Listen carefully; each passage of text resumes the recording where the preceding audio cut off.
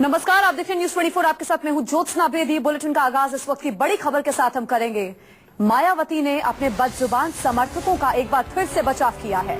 मायावती ने लखनऊ में हुई बीएसपी की रैली के दरमियान बीजेपी नेता दयाशंकर सिंह के खिलाफ आपत्तिजनक बयानों का फिर से बचाव किया।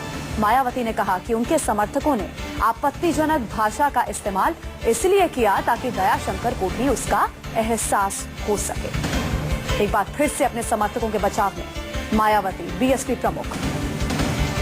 दयाशंकर को एहसास हो इसलिए बदजुबानी हो रही है। मेरे समर्थक इसलिए इस तरह की भाषा का इस्तेमाल कर रहे हैं। आपको सुना देते हैं मायावती ने क्या कुछ कहा।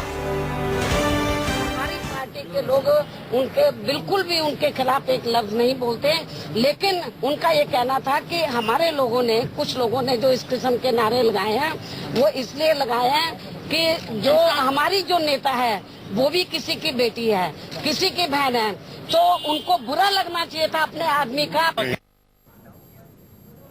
मनीष कुमार हमारे संवाददाता हमारे साथ जुड़ गए, उनसे और बातचीत कर लेते हैं। मनीष, एक बार फिर से अपने समर्थकों के बचाव में उतरी है मायावती। बिल्कुल ज्योत्सना, आपको याद होगा कि कल ही मायावती ने जब उनसे ये सवाल पूछा गया था, जो लखनऊ में जो उनके तमाम जो समर्थक है सड़कों पर उतर के और जब गाली गलौज कर रहे थे तो उनसे ये सवाल पूछा गया तो उन्होंने कहा, कल भी बचाव किया था, कहा कि अपनी तुलना देवी से की थी। और आज जब उनसे ये सवाल पूछा गया कि आपके बारे में जो आपके समर्थक इस तरीके का भाषा का इस्तेमाल जो उनके परिवार वालों के, दयाशंकर की जो पत्नी है, चाहे उनकी बेटी है, उनके लिए इस तरीके की भाषा का इस्तेमाल कर रहे हैं, तो आपका क्या रुख है। तो उन्होंने साफ कहा कि जिस तरीके का भाषा दयाशंकर ने मेरे लिए इस्तेमाल किया और उसका एहसास कराने के लिए उनके समर्थक यही लैंग्वेज जो है उसका इस्तेमाल कर रहे हैं। तो कहीं न कहीं मायावती देखिए बचाव कर रही हैं। उनको लगता है कि देखिए जो इसके परिप्रेक्ष्य में देखना होगा, उनको लगता है कि दलित वोट बैंक जो उनके हाथों से खिसक चुका था 2014 लोकसभा चुनाव में, उनको लगता है कि इसके जरिए ये जो एग्रेशन जो उनका दिख रहा, इसके जरिए वो वापस आ सकता है, तो अपने समर्थकों का बचाव कर रही हैं। तो ये सारा जो है 2014 जो आगामी अगले साल जो विधानसभा चुनाव होने यूपी को लेकर,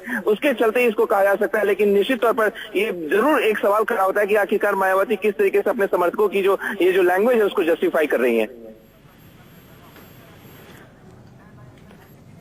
चलिए, बहुत बहुत शुक्रिया मनीष इस जानकारी के लिए।